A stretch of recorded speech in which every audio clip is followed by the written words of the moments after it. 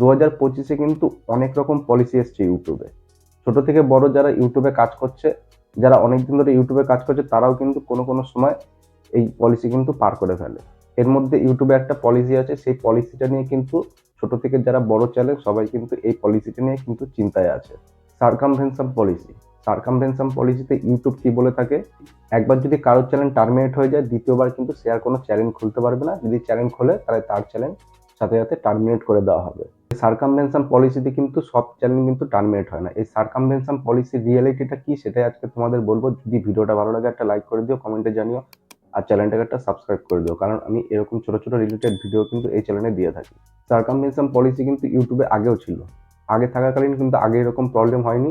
আগে কিন্তু channel terminate হয়ে যাওয়ার পরেও কিন্তু কেউ দ্বিতীয়বার চ্যানেল খুলে কিন্তু ইউটিউবে কাজ করেছে, কোনো অসুবিধা হয়নি।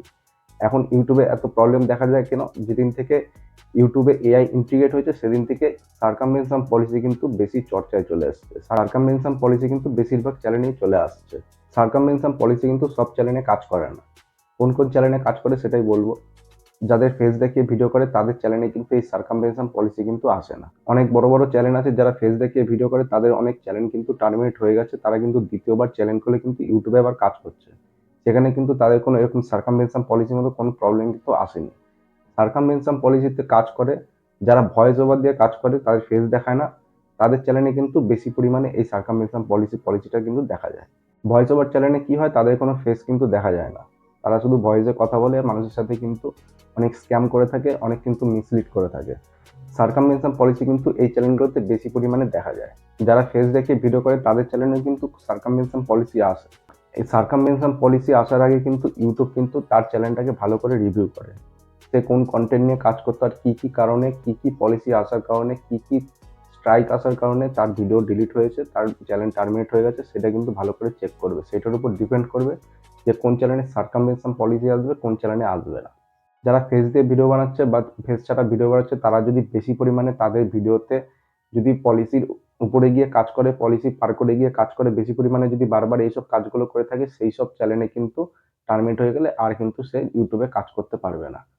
কারণ হলো ইউটিউবের গাইডলাইন্সের বাইরে গিয়ে তারা বারবার কাজ করে থাকে, তখন ইউটিউব অ্যালগোরিদম তখন সেট করে নেয় যে এই চ্যানেলগুলো কিন্তু টার্মিনেট করে দিলে এদের পলিসি, সার্কামভেনশন পলিসি এদের চ্যানেলে চলে আসবে। সার্কামভেনশন পলিসিতে কিভাবে তারা বুঝতে পারে যে সে দ্বিতীয়বার চ্যানেল খুলেছে?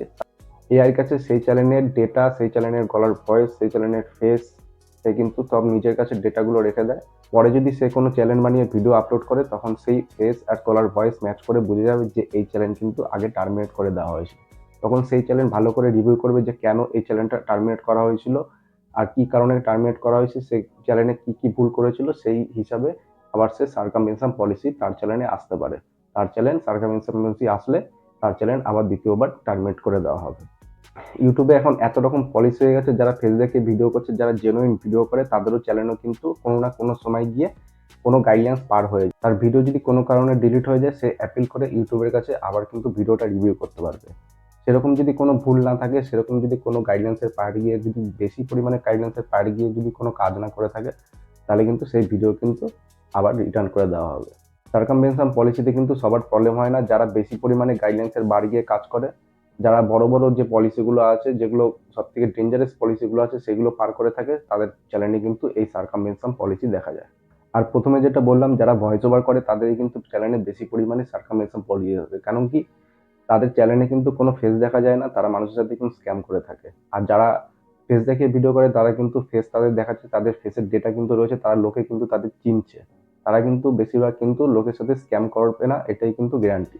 তাই জন্য যারা ভয়েস ওভার নিয়ে কাজ করে তাদের চ্যানেলে কিন্তু বেশি পরিমাণে এই সার্কামভেনশন পলিসিটা কিন্তু দেখা যায়। সার্কামভেনশন পলিসি নিয়ে বেশি টেনশন করার দরকার নেই। তোমরা ঠিক মতন ভিডিও বানাও, ঠিক মতো আরামসে ভিডিও বানাতে পারো, কোনো অসুবিধা নেই। সার্কামভেনশন পলিসি যদি কোনো কারণে তোমার চ্যানেল টার্মিনেট হয়ে যায়, তুমি অ্যাপিল করতে পারো। তুমি অ্যাপিল করলে যদি তোমার চ্যানেলে যদি সব ঠিকঠাক থাকে, তুমি যদি সেরকমভাবে ভিডিও বানাও, জেনুইন ভিডিও বানাও, তাহলে কিন্তু তোমার চ্যানেলে কোনো সার্কামভেনশন পলিসি আসবে না। আশা করি সার্কামভেনশন পলিসি নিয়ে একটু ক্লিয়ারিটি দিতে পারলাম। যদি ভিডিওটা ভালো লাগে তাহলে একটা লাইক করে দিও, আর কমেন্টে জানিও। দেখা হচ্ছে একটা পরের ভিডিওতে।